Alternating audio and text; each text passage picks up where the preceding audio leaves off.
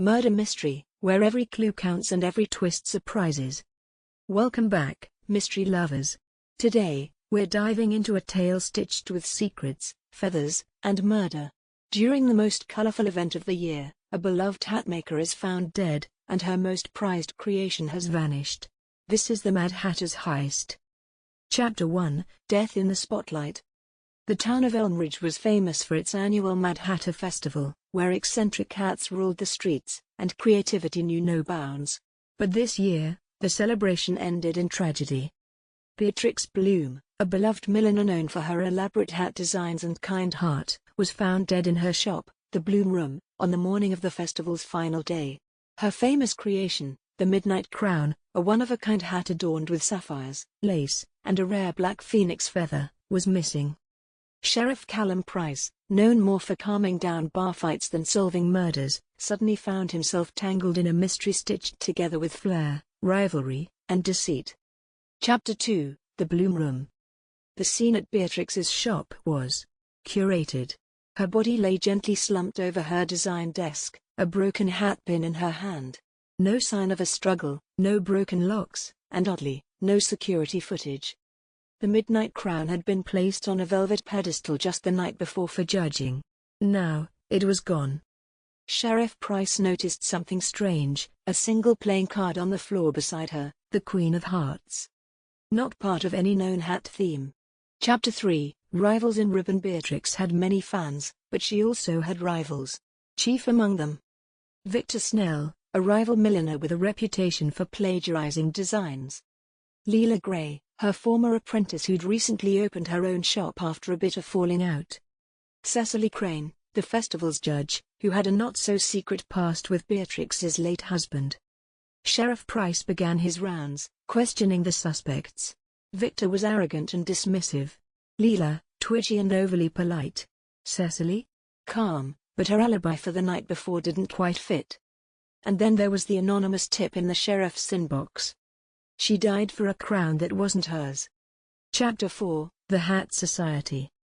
Price dug deeper into Beatrix's life and discovered she was part of a secretive guild of elite hatmakers, known only as the Society of the Second Stitch. Its members were sworn to secrecy, bound by an oath and an ancient book of patterns said to originate from Victorian high society. Each year, one member would present a masterpiece made using a design passed down only once per generation. Beatrix's Midnight Crown was this year's masterpiece. And the rules were strict: if the piece fell into unworthy hands, it could never be shown again. So had someone killed her to steal the secret? Chapter 5, The Hatter's Parade. As the festival parade wound through Elmridge, a figure in a massive black top hat stole the crowd's attention. It was styled in rare velvet, dotted with tiny sapphires, and shimmered with a black feather that seemed to burn blue in the light. It was the Midnight Crown. Sheriff Price ordered the parade stopped. But by the time the float was reached, the figure had vanished, leaving only the hat behind.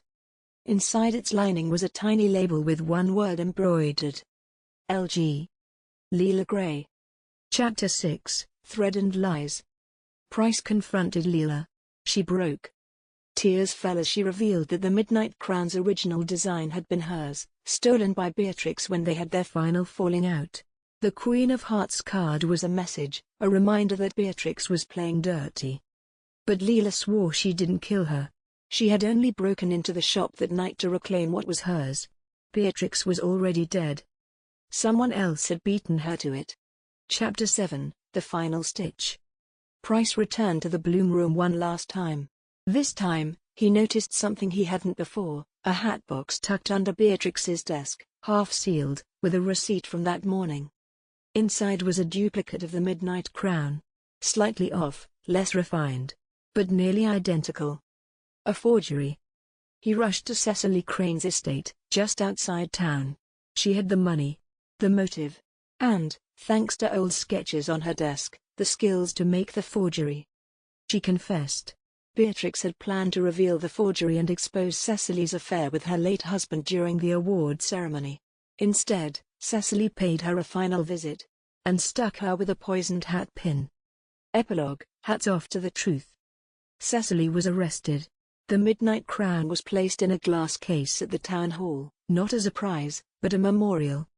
Leela Gray was named the rightful designer, and Beatrix's secret patterns were returned to the Society of the Second Stitch, guarded more closely than ever. As for Sheriff Callum Price, he still preferred calm days over chaos.